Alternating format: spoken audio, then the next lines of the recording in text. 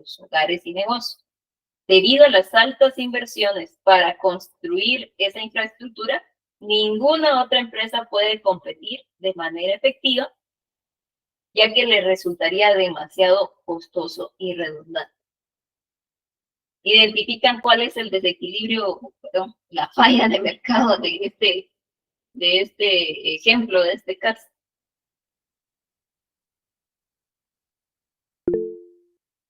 Mercados no competitivos, no.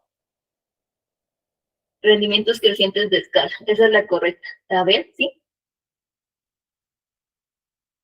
Sí, Ligda, fíjese que yo sí tengo una duda con esa porque me llamó la atención porque sí, yo puse el mercado no competitivos porque como al final decía de que no había competencia, pero también soy honesto y sí decía de que conforme había pasado el tiempo, sí había reducido sus costos. Entonces, pues por defecto también entraba ahí la de rendimientos crecientes a escala. Pero yo más me fui por la de mercados no competitivos, puesto de que es como que también se podría hacer un monopolio. Entonces, como al final decía de que no había competencia, pero sí considero que sí es la de rendimientos, pero me dio esa confusión por lo último, que decía que no había competencia, solamente. Gracias. Vamos a hacer ahí la distinción y luego le doy la palabra a Alejandro. Digamos, cuando hablamos de monopolios, hay uno que surge por temas de poder o de colusiones, y hay otro que surge, que es el que nosotros vamos llamando natural, que es puramente por las condiciones de mercado. Cuando yo quiero referirme al fallo de mercado, que se dicen no competitivos, es porque las empresas hacen todo lo posible, hay una guerra de precios, hay estrategias, hay colusiones, hay pactos, lo que sea, para que nadie más entre a ese nidito que está en el poder de pocos o de una persona. No necesariamente tiene que ver con costos o con eficiencia. Se me ocurre el tema de ¿cómo se llama? De telefonía, ¿verdad? Tenemos solo dos empresas a la larga que proporcionan el servicio. Sabemos que lejos de bajar el precio, a pesar de que somos tantos usuarios, cada vez creo que sube más hasta el precio de los paquetes y demás. Cuando han querido entrar a algún otro grupo, terminan siendo absorbidos o algún cambio, y al final no hay competencia. O sea, no podemos tener esa libertad de que hay muchas empresas ofreciendo un determinado producto o servicio. Esa es la lógica del no competitivo. O sea, que los que ya están en el mercado harán todo lo posible para que no entre o para sacarlo.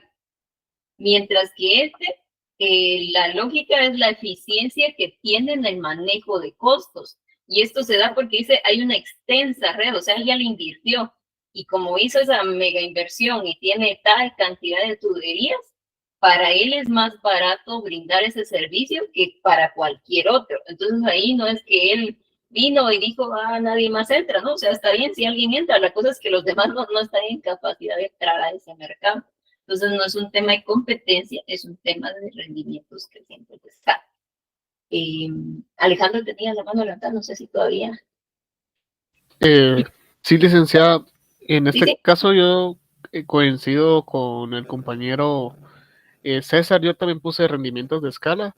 Digamos que lo que yo interpreté cuando leí el problema es de que a medida de que una empresa pues reduce sus costos, como lo mencionaba, ya ninguna otra le puede competir. Entonces, eso sería rendimientos de escala, ¿verdad? Porque ya no hay nadie, o sea, tienen precios muy bajos y como son muy grandes, pues no, en cuestión de costo nadie le puede competir. Ok, sí, gracias. A ver, no sé si con eso quedó claro, y a los demás que tuvieron también la misma confusión, porque me imagino que así voy a encontrar muchas de mercado no competitivo. Sí, Leida, ahorita se me quedó claro con respecto de lo que comentaba de Claro y Tigo, de que son empresas ya establecidas y no van a dejar que otras lleguen. O sea, yo sí me tiré casi a la ficha pero sí, yo tenía entre estos dos, pero sí, sí soy consciente que claramente ahí dice de que sí había hecho una gran inversión y pues por defecto o por lógica, en el largo plazo, sus costos descienden. Entonces sí es esa de rendimientos crecientes a escala. Pero sí, sí tenía la duda, pero ya ahorita con lo que comentó, sí ya me quedó más claro. Gracias. Ok, gracias.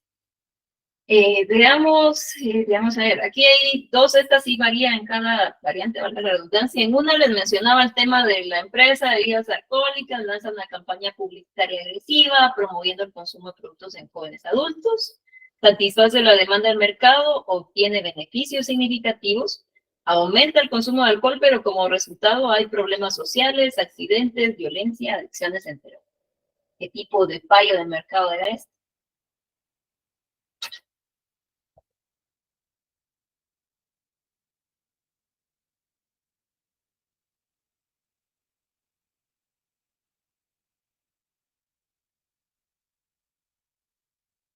Dicta, esa es la de necesidades preferentes e indeseables. Sí, correcto. Bueno, ahí me ponen insolidaridad. Esa también suele pasar. El tema de insolidaridad tendría que haber hablado de quizá nuevamente un beneficio para algunos o una situación muy problemática para otras, pero acá nos está dando mucho las características de un mercado en específico, que está dando beneficios, que tiene campañas y demás. Entonces, si ustedes van a la definición de mercados preferentes e indeseables, les dice que el libre mercado permite la comercialización de bienes que para la sociedad no necesariamente son necesarios de la redundancia, o son útiles, o son realmente moralmente tachables, por decirlo así, pero como en términos de ganancia es lucrativo, se permite esa conducta. Entonces, digamos que no hace énfasis en ese sentido a las consecuencias que tiene la comercialización de productos que la sociedad, tal vez no toda, rechaza. Por eso es que los ejemplos que daba el libro y que en algún momento creo que platicamos eran las drogas, el alcohol y hasta creo que, ¿qué fue lo otro que mencionó? Contrabando, creo. No me recuerdo ahorita qué fue lo que mencionamos ese día en clase, pero ya al ponerles alcohol o les hubiera puesto drogas, pues era muy hacia los indeseables y preferentes.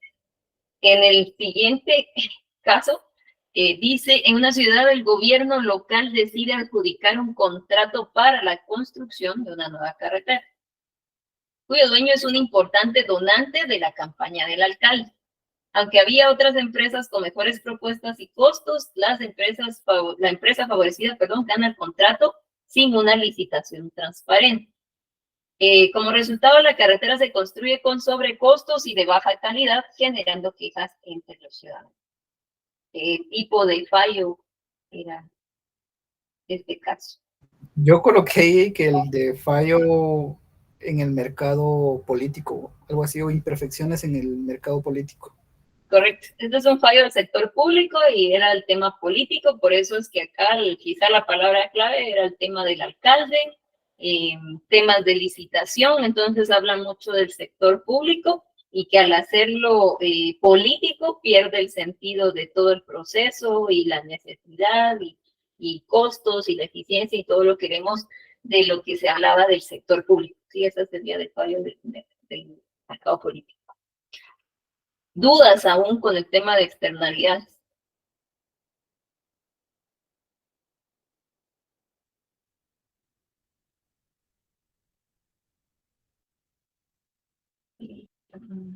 Supongo que no, tal vez lo que sí es que me voy a tomar un momentito, que regresemos un poco en esto, para que veamos nuevamente esas palabras claves.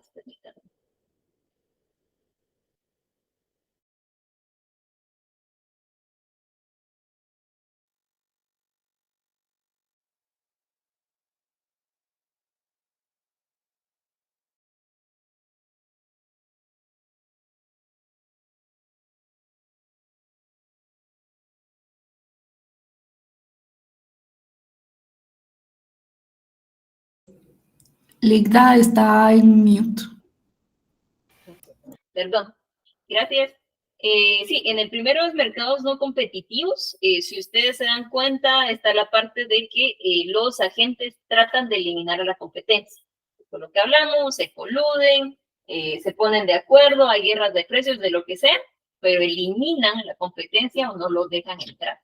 En externalidades, el ejemplo más claro va a ser el tema de la contaminación. Pero para términos generales es algo que deriva de la producción de una empresa y que no es considerado en los costos, que no es absorbido en los costos.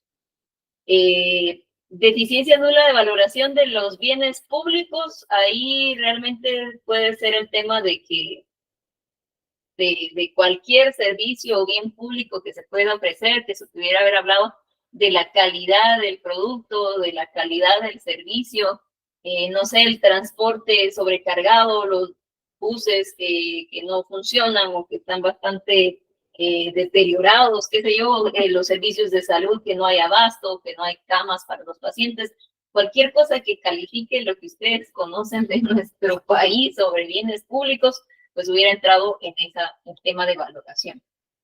Rendimientos de escala, pues aquí ya lo hablamos nuevamente, sí puede tender a monopolio natural, sí, pero la lógica es que por la eficiencia que tiene esta empresa en la producción, a medida que aumenta su producción va reduciendo los costos, o lo hace con el menor costo posible.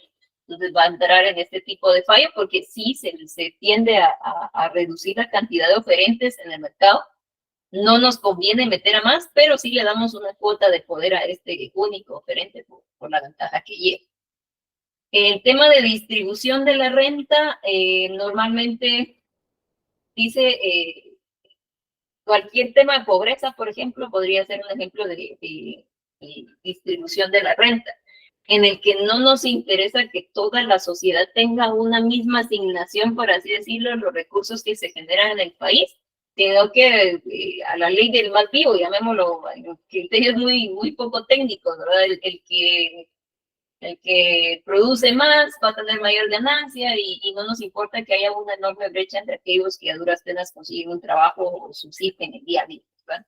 Esa es un poco la lógica que podrían encontrar en distribución de la renta. Desequilibrios, pues ya lo mencioné también al inicio, todo lo de Keynes, todo la parte micro inclusive, donde hablemos de cualquier forma de desequilibrio de mercado y donde si la intervención del gobierno, lejos de ayudar, lo va a venir a complicar. Preferentes e indeseables, pues ya dijimos, no se obstaculiza o limita la compra-venta de aquellos bienes que tienen una incidencia en la sociedad o que no son deseables para la sociedad. Siempre y cuando generen una ganancia, no nos importa que se esté comercializando, es un poco la idea. Insolidaria, pues dice el tema de intereses antagónicos, que no haya cooperación. Creo que en ese entonces yo les di un ejemplo más micro del tema de conductas insolidarias. No sé, se me ocurre que una persona nueva entra a un trabajo y quizá alguno lo habrá padecido ya, que como es el nuevo, pues nadie le quiere explicar, nadie le quiere decir dónde están las cosas o cómo se hacen las cosas. Entonces, eso es una conducta insolidaria, como priorizar ese interés personal, no considerar a nadie más, que pudiera ser una política de algo muy específico para una persona y no para un grupo de personas. Y pues aquí vemos riesgo moral, por ejemplo, que el ejemplo común ha sido el tema de los seguros, donde nosotros podemos asumir un riesgo, o sea, hay dos personas que asumen un riesgo de pago por determinadas circunstancias y que una vez se haga un contrato, pues no necesariamente tenemos certeza que se vaya a cumplir. Temas de riesgos, pues pueden ser, insisto, el tema de seguros, se me ocurre, aunque tal vez no están ahorita, el tema de tarjetas de crédito.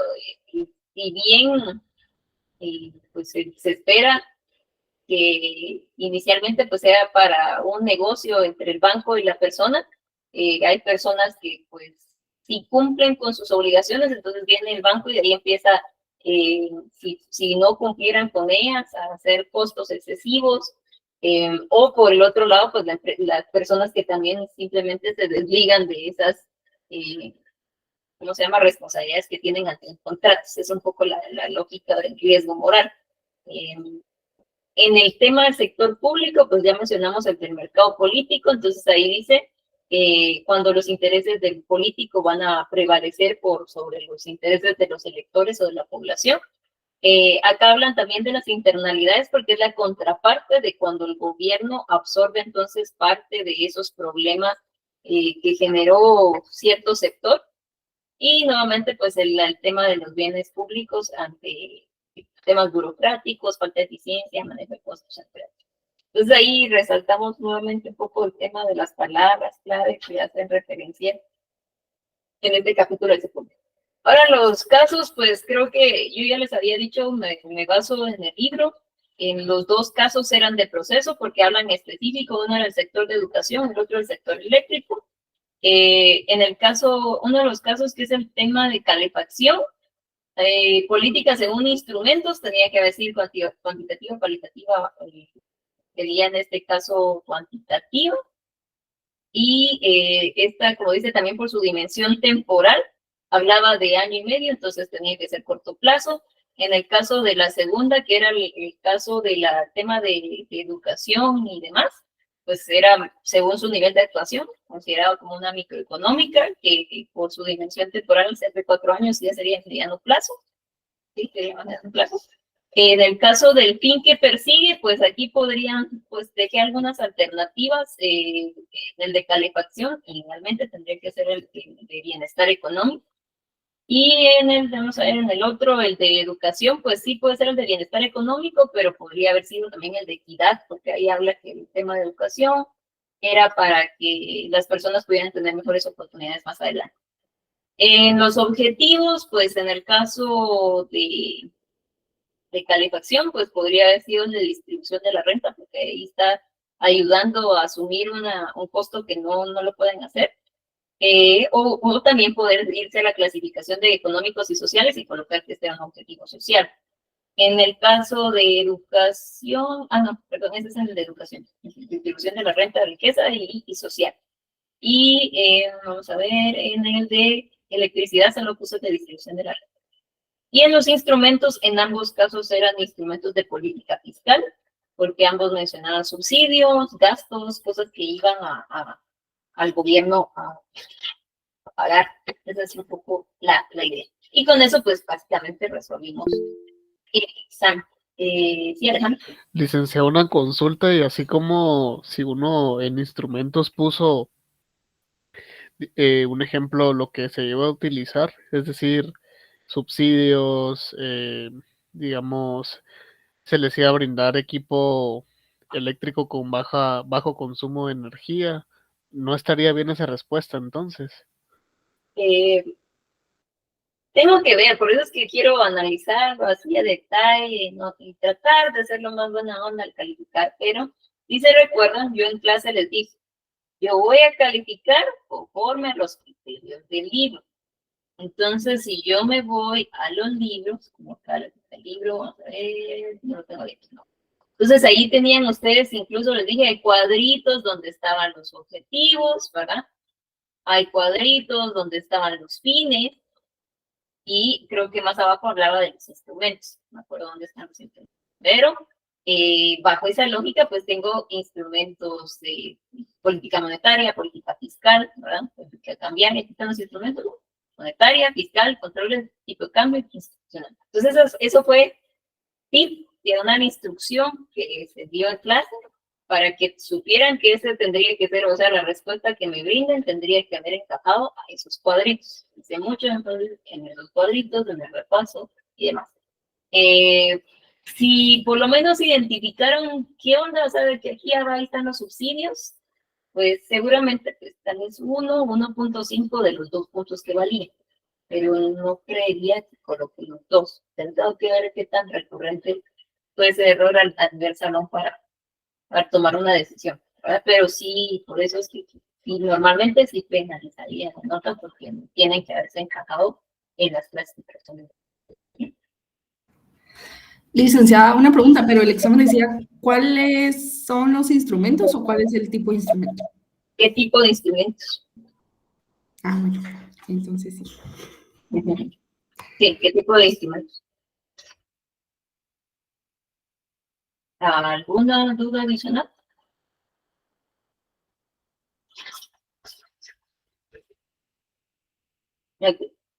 Listo, voy a procurar avanzar el domingo con la calificada y quise aclarar algunos puntos porque pues que veamos que sí está de la mano con lo que se vio en clase, algunas que eran para mí, siento yo, respuestas muy obvias, donde no podíamos acertar, no sé, el tema de verdades absolutas, la forma del examen, o sea, sinceramente creo que es uno de los exámenes, mi opinión, ¿verdad? Pero eso es mi perspectiva, más sencillos, o sea, que tratan de ser lo más sencillo y accesible. Lo que sí me preocupa es que para el segundo parcial tenemos previsto más cantidad de capítulos. Viendo esa situación, pues a mí se me ocurre, pero tengo que verlo, que pudiéramos organizar, no sé, una exposición de un capítulo para cada grupo y armar, no sé, 4 grupos. De modo que con esa exposición se evalúa ese capítulo y no lo meto en el segundo parcial, porque ahorita nos toca ver objetivos e instrumentos. Entonces, objetivos hay, bueno, objetivos e instrumentos hay un capítulo por objetivo y por instrumento. Entonces, estamos hablando de 6 o más capítulos los que vendrían en el segundo parcial, no ser así. Déjenme planearlo y les comento con el propósito que esa nota quede del lado de los laboratorios y no del lado del segundo parcial. Es lo único que se me ocurre en pro de tratar de ayudarlos. Avancemos entonces, capítulo 7, como te acabo de mencionar, en adelante prácticamente cada capítulo aborda un objetivo de política y posteriormente un instrumento de política. Ya vimos el del empleo, que es el capítulo 6, ahorita sería el 7, estabilidad de precios. Acá, pues muy de manera escueta, una recopilación de algunos conceptos principales que se van a ver. Esperaría que esto nuevamente debería ser solo una especie de repaso. Empieza el libro con algunas definiciones como inflación, deflación y desinflación. Entonces, inflación vamos a considerarlo el aumento sostenido y generalizado de los precios de los bienes y servicios en un periodo determinado y que termina afectando el poder adquisitivo. Pues yo me imagino que en algún momento, desde incluso cursos de macro, se hace mucho el énfasis en los componentes de la definición. Por ejemplo, cuando uno habla del PIB, era bienes y servicios, que sea bienes finales, no intermedios, que fueran producidos dentro de un territorio, que fueran producidos en un periodo específico. Entonces, esos eran los elementos. Lo mismo es con el tema de inflación. Para que se hable de inflación, tiene que ser sostenido, o sea, no fue un momento, sino que se mantiene en el tiempo. Tiene que ser generalizado. No podemos hablar del aumento de un producto en específico, tendría que ser un aumento general de los precios de distintos bienes y servicios. Y tiene que haberse dado en un periodo determinado. Entonces, nuevamente 3 elementos: sostenido, generalizado y en un periodo determinado. Deflación es el efecto contrario, cuando hay una disminución general de los precios. Eso permite pues una reducción en el gasto de consumo, un incremento del valor real, dice, de la deuda y posible recesión económica. Entonces, pues si las cosas en teoría están relativamente más baratos, pues yo que tengo recursos limitados de mi ingreso disponible, voy a poder acceder a más bienes o servicios. La idea de por qué hablar de los efectos que tiene la deflación. Y la desinflación dice que es una reducción en la tasa de inflación, una desaceleración en el ritmo de crecimiento de los precios. Entonces, esto dice, sí aumentó el precio respecto al mes anterior o al año anterior, pero aumentó en menor medida que lo que se había visto en periodos anteriores. Entonces, ahí combinamos 3 aspectos que hay que tener en cuenta. William. Sí, o sea que la inflación es mayor, la deflación es menor y la otra sería tipo medio, ¿no? No, o sea, inflación, vamos a ver. Recordemos que cuando hablamos de inflación, como cuando hablamos del producto, es una variación de tasas. O una variación porcentual que yo pueda identificar. si algo valía 100 este año y al año siguiente vale 110, pues en términos muy generales yo podría decir que subió un 10% el precio. Si yo vengo y este año vale 100, pero el siguiente año vale 90, entonces ahí sí hay una desinflación, en el sentido de que lejos de aumentar el precio, bajó. Pero si en el tercer caso es, este año vale 100, el siguiente año vale 110, pero el siguiente año vale 112. Entonces, en el primer año hubo una inflación del 10%, pero en el segundo año hubo una inflación, y aquí me voy a equivocar en el cálculo, pero hagamos de cuenta que es de 2 o 1%. Entonces, sí aumentó el precio, porque pasó de 110 a 112, pero ya no aumentó en un 10% como en el periodo anterior, ahora aumentó en 1 punto algo, 2%. Eso es una desinflación. ¿Sí? La inflación, digamos que es un 110. La inflación bajó a 85. Y la desinflación sería ¿qué? Un 100 o un 95. No, esa es hiperinflación. La desinflación ya involucré 2 periodos. En el que dice primero, reducción de la tasa de inflación. Por eso digo, como dice reducción de la tasa de inflación, si valía 110 y bajó a 95. No,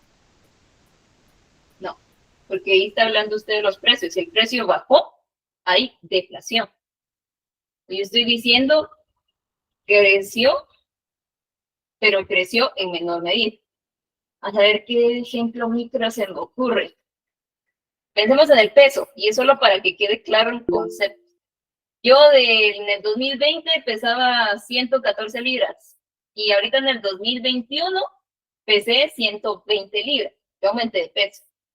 Segundo caso, deflación. Bueno, pesaba 114, ahora peso 110. Bueno, eso quiere decir que bajé de peso.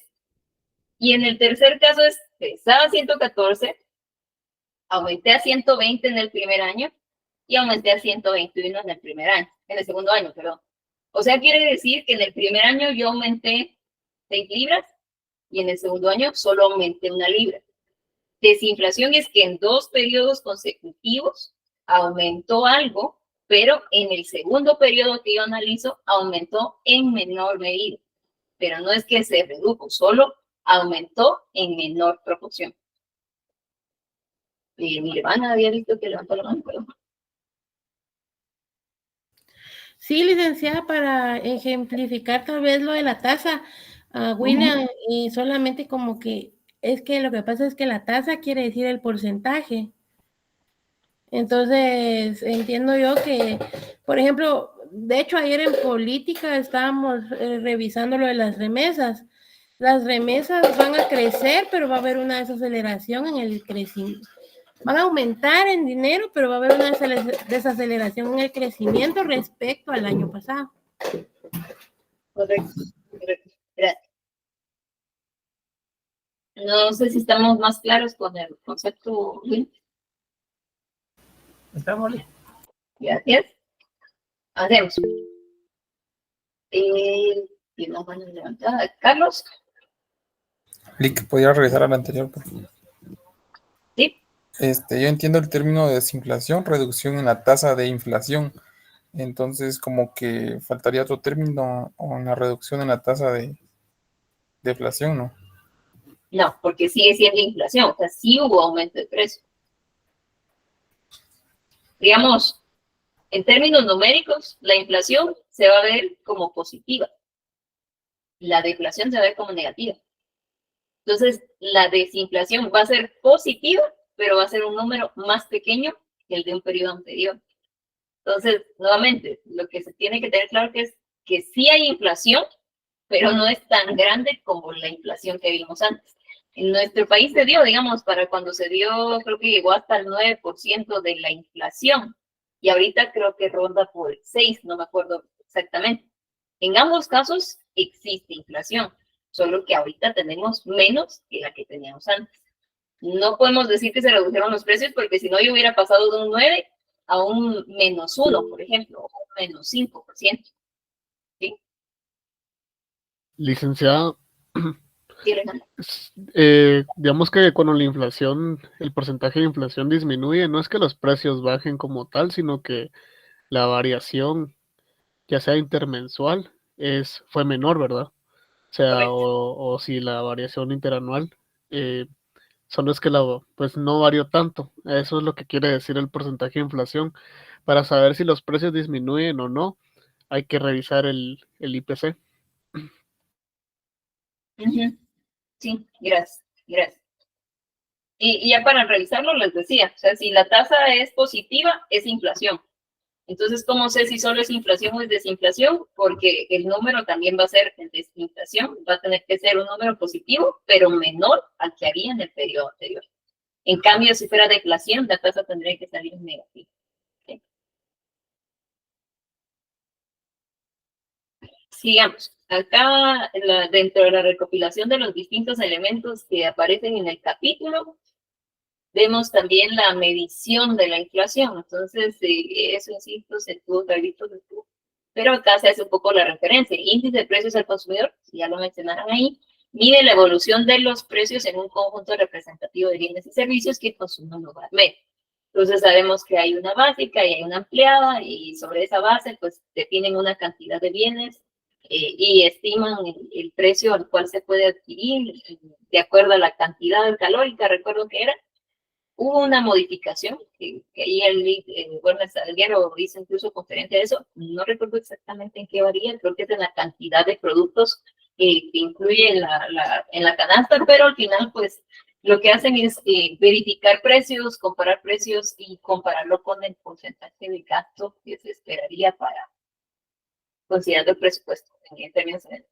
Índice de precios al por mayor, ese quizás no se utiliza como tal en el país, pero esta dice, refleja una variación de los precios de los productos vendidos al por mayor antes de llegar al consumidor final. Recordemos que muchas veces en una cadena como tal de valor, el intermediario es el que suele aumentar un poco más el costo que se da desde que lo consiguió como bien intermedio al que lo va a vender como final. Entonces, por eso es que tratan de irse a la fuente, digamos, alguien que importó, por ejemplo, podría entrar más en esa lógica, porque lo que se importa todavía venir a una empresa que al ponerlo a disposición del público también va a incidir en el precio al consumidor final. Deflactor del PIB, que ese sí era una medida un poco más general, dice, indica el cambio que se dan los precios de todos los bienes y servicios producidos en una economía total. Y pues era una razón entre el PIB como tal, el nominal y el real. Y inflación subyacente mide la inflación excluyendo los precios de alimentos y de la energía, que son más volátiles, proporcionando una visión más estable de la inflación. Entonces, pues ahí su nombre lo indica, dentro de las, si se dan cuenta, va variando qué vamos a utilizar para medir los precios, qué bienes, en uno es una canasta, en el otro solo lo que haya sido importado. Licenciado, perdone. A lo que se refiere a energía también entran lo que son combustibles, ¿verdad? Sí, correcto. Sí. Gracias. Gracias. En el deflactor, pues hablamos de todos, porque es la valoración de todos los bienes y servicios en términos finales, y como aquí mencionamos también, alimentos y combustibles o las ramas de energía son los que tienden a tener más variaciones de precios. Pero si yo saco, dice, de esa ecuación esos valores, pues yo sé qué tanto se ve afectado otro tipo de bienes asociados al mismo. Veamos acá, dice tipos como tal de inflación. Inflación de demanda, inflación de oferta e inflación estructural. El de demanda, dice, se produce cuando la demanda de los bienes y servicios supera la capacidad productiva de la economía, llevando a un aumento general de los precios. Entonces, esto se va dando como por escasez. Y ustedes lo podrían ver con hacer la típica gráfica de oferta y demanda, hacen un desplazamiento hacia la derecha de la demanda y se dan cuenta que el nuevo punto de equilibrio se va a dar en una cantidad mayor y un precio mayor. En el caso de la inflación de oferta, dice, es un aumento de precios debido a incrementos en los costos de producción, como el precio de las materias primas o los salarios. Entonces, pues eso también va a afectar porque para una cantidad dada ahora se va a ofrecer, pero a un precio en específico. Entonces, nuevamente, si ustedes hacen ese ejercicio de graficar oferta y demanda, entonces en este caso tendrían que hacer un desplazamiento de la oferta, pero hacia la izquierda. Y el de estructural, dice, surge de las imperfecciones y liquidez en los mercados de bienes y factores de producción. Entonces hay algo que no se puede resolver. Ahí hablamos en algunos otros ejercicios, como el caso de la dependencia que se tiene de las importaciones y que entonces también esa inflación que viene afuera te importa, y hay distintos artículos que hablan de los modelos de sustitución de importaciones. Entonces eso es una falla que va desde la estructura del alto grado de dependencia que pudiera tener en vías de desarrollo de una economía desarrolladora popular. Acá es William. Clic en las exportaciones también se da la inflación, es la estructural que usted mencionaba. Exportaciones, no. Exportaciones ya no nos afecta a nosotros, el precio como tal va a ser el que lo compra, y el que lo compra es en otro país. Exportaciones. No, ajá, por eso exportaciones no nos vamos a centrar en atender el precio. En dado caso, si el precio es muy elevado para el sector externo, es posible que bajen las exportaciones y bajo esa lógica afecte aquí el nivel de ingreso y de PIB, pero no nos afecta como consumo a nosotros. ¿Y en las importaciones? En las importaciones sí, porque eso es parte de lo que viene a completar la oferta del mercado y que viene a determinar precios en el mercado. Ok, gracias. Bueno.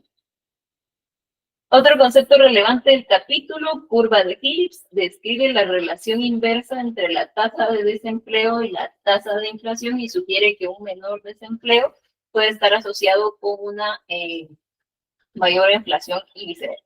Esta desde día 1, 2, por ahí, cuando hablábamos de nuestra curva del PIB potencial y el PIB observado, y que cuando el PIB crece a cierto ritmo o nivel, hablamos que se necesitan más personas empleadas en ese punto, pero que como consecuencia de esos incrementos del producto van a empezar a haber también incrementos en el precio, aunados a lo que sí era ventajoso, que era la reducción de la tasa de desempleo. Esa es la lógica que presenta la curva de Phillips. ¿Qué otros conceptos relevantes tienen? El tema dice espiral de precios salarios, es un fenómeno en el que los incrementos en los salarios impulsan un aumento en los costos de producción y por ende en los precios. Esto puede llevar a más aumentos salariales y esto es un ciclo continuo. Quizás no se dé tan así por temas de rigideces, que ese es un concepto que hemos estado mencionando incluso en el repaso Lobin, que se pueda dar un ajuste inmediato y en la misma magnitud de nuestros salarios a lo que se ve reflejado en el costo de vida, pero ese pequeño incremento, dice, puede terminar ocasionando más del problema. Veíamos en los tipos de inflación, se mencionaba la inflación de oferta, que era por un aumento de costos, incluyendo el tema de los salarios. Entonces, acá le agregan que eso puede continuar como un ciclo, ¿verdad? Aumentan los salarios, aumenta el costo, aumenta la oferta. Como hay un aumento de precios, tienen que volver a aumentar los precios y volvemos a empezar el ciclo. Eso es lo que está explicando el concepto de espiral precios-salarios. Expectativas de inflación. Expectativas, recordemos que es lo que uno espera, ¿verdad? Y que puede incorporar en la toma de decisiones. Lo vimos cuando hablábamos en el capítulo 4 del tema electoral, de que tanto uno puede manejar esas expectativas de lo que un gobierno puede llegar a realizar en materia política. Pero en temas de inflación, pues dice, las expectativas de los agentes sobre la inflación futura pueden influir en la inflación real, especialmente si se ajustan precios y salarios en anticipación a esos cambios esperados. Entonces acá es cuando estas expectativas, como bien dice, son incorporadas en la de los agentes. Quizá ahorita no se me viene a la mente algún ejemplo en particular, pero pensemos que haya los rumores que va a haber escasez de, no sé, combustible. Y por ende, todas las personas se acercan, aun cuando no les tocaba, a ir a llenar su tanque. Entonces, las gasolineras como tal, pues tienen por lo menos las que dependen de una franquicia, una cantidad de combustible que se les despacha y que está programado. pero si ese día recibieron más compradores que llegaron a llenar el tanque, pues es posible que necesiten adelantar la compra de combustible y este nuevo buque, por así decirlo, muy a grosso modo, pueda venir con precios más caros. ¿Qué es lo que estamos diciendo? Eso que ellos tomaron para impedir verse afectados por el posible incremento de precios fue lo que terminó influyendo en el cambio de precios. La mano, no. Aquí. Veamos lo siguiente. Conceptos relacionados con el desempleo en el tema de inflación. Entonces, aquí el efecto más importante en la inflación es una pérdida de valor de dinero. También es consecuentemente, conlleva un tema de injusticia social. Solo dice ahí la referencia que, si bien estamos hablando de estabilidad de precios, pues hace relación también al tema de empleo y pues el tema social, porque en algún momento hablábamos que cuando se mencionan los objetivos de política, no se puede hablar de una completa independencia de los objetivos, siempre hay cierto nivel de interacción entre los mismos. Concepto 1. Lick, una preguntita antes de que pasemos a otro tema. Por ejemplo, aquí en Guatemala siempre se habla de inflación, mas no se habla de la deflación. Deflación casi nunca se menciona, o sea, a nivel del país, pues. Porque es un fenómeno muy raro. A lo sumo se me ocurre el tema de combustibles para tiempos de pandemia, donde sí el tema del crudo sí bajó exageradamente el precio, porque pues nadie lo estaba consumiendo, las grandes industrias estaban frenadas de su actividad productiva, y pues ante ese exceso de oferta, pues sí hubo una reducción en los precios, pero fue un fenómeno pues, muy poco probable o que se presenta muy pocas veces. Ok, gracias. Bueno, seguimos con los conceptos de inflación o de precios que se relacionan con desempleo. La primera sería la tasa natural de desempleo y esta dice es el nivel de desempleo que una economía considera como sano debido a factores como la rotación de trabajadores y las fricciones en el mercado laboral. La tasa de desempleo, en un momento lo vimos, la natural de desempleo, hace referencia a esa tasa ideal que es consecuente con un nivel potencial del PIB. Entonces aquí trata de ir a un nivel de empleo razonable o pleno empleo. El segundo concepto relacionado es la NAIRU, la tasa de desempleo no aceleradora de la inflación, que es un nivel de desempleo por debajo del cual la inflación comienza a aumentar. O sea que necesitamos que se mantenga en ese límite. Le llaman, normalmente en economía se habla mucho de los umbrales. Cuando ponemos un límite en el cual por debajo de esto se da una situación y por arriba se da otra situación. Entonces, ahí nos habla del nivel de desempleo bajo el cual dice la inflación estaría aumentando. La tasa óptima de desempleo es un nivel de desempleo considerado aceptable para la economía, balanceando estabilidad de precios y maximización del empleo. Entonces, como los objetivos de política suelen estar relacionados, hablamos en el capítulo 4, si no estoy mal, que se tienden a hacer negociaciones o intercambios de, bueno, yo no puedo ponerme esta meta de reducir a cero el desempleo, porque eso implicaría que todos produjeran al máximo y eso va a elevar los precios a tope. Entonces, eso no es deseable, aunque sería una situación en términos sociales. Todos los que están buscando empleo tienen ahora un empleo, por así decirlo. Sabemos que en términos generales podríamos ocasionar un problema más grande en temas de estabilidad de precios. Entonces me dice, tiene que haber un óptimo en el que la tasa de desempleo sea pues, relativamente aceptable, pero que también no nos venga a alterar el tema de precios. Es un poco la idea. Impacto de la inflación en la economía, pues está el impuesto inflacionario, dice pues cuando hay inflación, pareciera ser que es una tasa o un valor adicional que yo termino pagando por los bienes y servicios que quiero. El señoriaje, que se da por temas de intermediación y temas de distribución de recursos, en el sentido de que las personas que tengan menos disponibilidad de recursos se van a ver más afectados por situaciones de aumento de precios por el tema de costo de vida y calidad de vida. ¿No? Licenciada, el señoriaje es un modelo de política monetaria, ¿verdad? Sí, dice, básicamente hace relación a los saldos monetarios, señoría, que es un impuesto, dice, derivado del aumento de precios con impuesto. Es muy similar al tema inflacionario, pero más motivado por aumentos de oferta.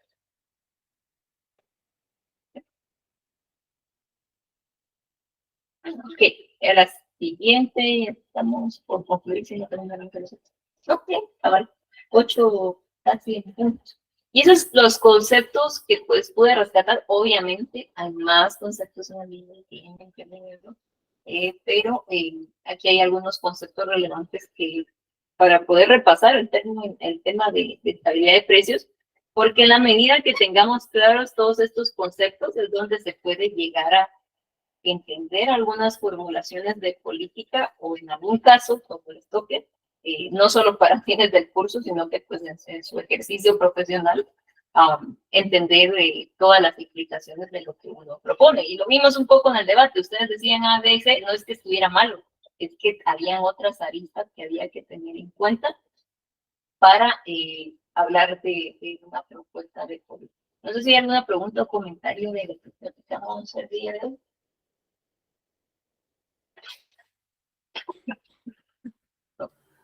Nada, licenciada, solo que se apiade de nosotros en las notas. Solo. Cabal. Veremos cómo les va. Ahí les cuento, traten de dormir tranquilos, de disfrutar su último fin de semana de tranquilidad. Gracias, Vic. Pero ya les dije, o sea, la idea que se me ocurre para tratar de apoyarlos es que el segundo parcial no venga tan cargado como se tenía previsto, sino que pues lo descarguemos con alguna tarea, alguna exposición, algún otro elemento, para que se vaya por la vía de los puntos de laboratorios y tengan un poco menos de capítulos que leer para el segundo parcial, que es donde se tienen que recuperar.